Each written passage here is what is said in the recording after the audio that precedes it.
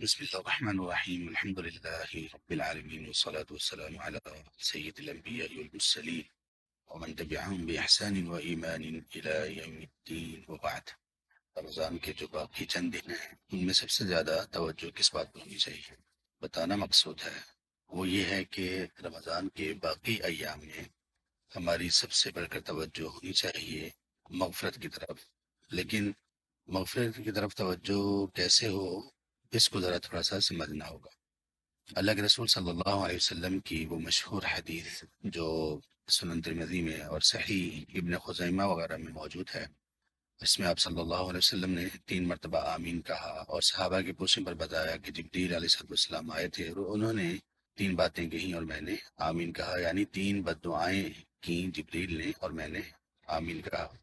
اور ان میں سب سے پہلی بات آپ صلی اللہ علیہ وسلم نے یہ ذکر کی کہ جس شخص نے رمضان کو پا لیا فلم یغفر لہو، رمضان اس کی زندگی میں آیا اور اسے معافی نہ دی گئی، یعنی جو شخص رمضان میں اللہ کی مغفرت حاصل کرنے سے دور رہا، اللہ کی مغفرت حاصل کرنے میں ناکام رہا، اس شخص کے بارے میں کہا گیا کہ وہ اللہ کی رحمت سے دور ہو جائے.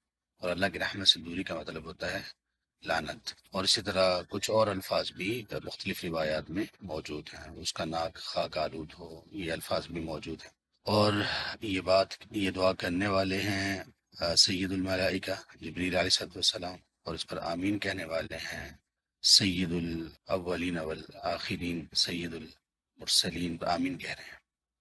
اب صرف معاملہ یہ نہیں ہے کہ رمضان میں اگر کوئی شخص مغفرت حاصل نہیں کر پاتا تو اس کا یہ نقصان ہے کہ اس کو مغفرت نہیں ملی، صرف یہ معاملہ نہیں ہے، بلکہ معاملہ اس سے بڑھ کر ہے کہ اگر اس نے مغفرت حاصل نہ کی اس رمضان میں، کسی بھی رمضان میں، تو یہ ایک ایکسٹرا اور ایک الگ سے اضافی اس کے لیے وعید ہے، اس کے لیے سزا کا اعلان ہے کہ تمہیں اتنا بڑا موقع دیا گیا اور تم نے اس میں اپنی مغفرت کے لیے کچھ نہیں کیا، یعنی مغفرت تمہیں مل نہ سکی. اس پر سب سے زیادہ فوکس ہونا چاہیے. اور مغفرت کا مطلب کیا ہے کہ اللہ کی وہ معافی، اللہ کی ایسی معافی جس میں اللہ تعالیٰ کی پردہ پوشی بھی شامل ہو، کہ اللہ تعالیٰ ہمارے گناہوں پر پردہ رکھتے ہوئے معاف فرما دیں.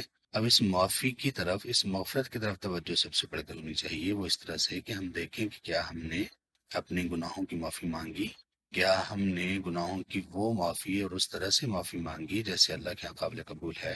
یہ بہت اہم ہے. اور گناہوں کی معافی میں جو اللہ سے متعلق حقوق ہیں ان کی معافی کا کیا طریقہ ہے، اور جو حقوق لوگوں سے متعلق ہیں ان کی معافی کا کیا طریقہ ہے، جو ہمیں اسلام نے سکھایا، جو قرآن نے سکھایا، جو حدیث میں ہمیں سکھایا گیا، کیا اس کے مطابق میں مغفرت حاصل کرنے کے لیے اور معافی کے لیے کوشش کر رہا ہوں، یا میں نے کوشش کی؟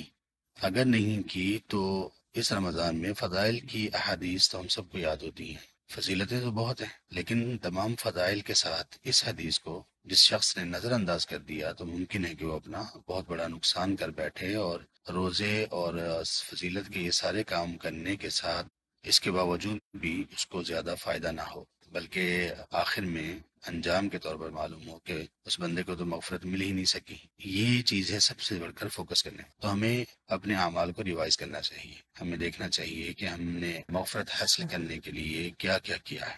کیا ہم نے اپنے گناہوں کی معافی کا کوئی سبب کیا، کوئی سامان کیا؟ اللہ سے، اللہ کے حقوق سے متعلق جو کوتاہی تھی فرائض میں یا دوسری چیزوں میں، اس میں ہم نے معافی مانگی یا نہیں مانگی ابھی تک؟ اگر نہیں مانگی تو مانگ دیجیے. اور اگر لوگوں سے حقوق سے متعلق، علیہ السلام، لوگوں کے حقوق سے متعلق اگر کچھ ایسا تھا تو کیا وہ ہم نے معاملات اپنے کلیئر کیے یا نہیں کیے؟ اگر نہ کیے تو پھر یہ وعید ہمارے لیے ہے، بہت سخت وعید ہے. اور لوگوں سے متعلق جو معاملات ہیں ان کے بارے میں ایک حدیث یاد رکھیے. اللہ کے رسول صلی اللہ علیہ وسلم نے فرمایا، صحیح بخاری میں ہے، من كانت عنده مظلمة لأخيه فليتحلله منه اليوم. جس شخص کا کسی مسلمان کے ساتھ کوئی ظلم، زیادتی، اور اس میں غیبت، چغلی، جھوٹ، الزام، بہتان، تکلیف پہنچانا ہاتھ سے یا زبان سے، اگر کسی کا بھی ایسا، کسی کے ساتھ بھی معاملہ ہے تو وہ اسے آج ہی حل کر لے. یہ اللہ کے رسول صلی اللہ علیہ وسلم کا فرمان ہے، ہمارے لیے یہ تعلیمات ہیں. یہ رمضان کے علاوہ بھی ہے، لیکن رمضان میں یہ بہت اہم ہے، ضروری ہے، اس لیے کہ اگر ایسا نہ کیا، نہ کر سکے تو پھر یہ وعید اور یہ وارننگ ہمارے لیے ہے کہ اللہ کی رحمت سے دور کر دیے جائیں گے، اور بڑے ہی بد نصیب ہوں گے کہ رمضان آیا اور ہمیں معافی نہ مل سکے۔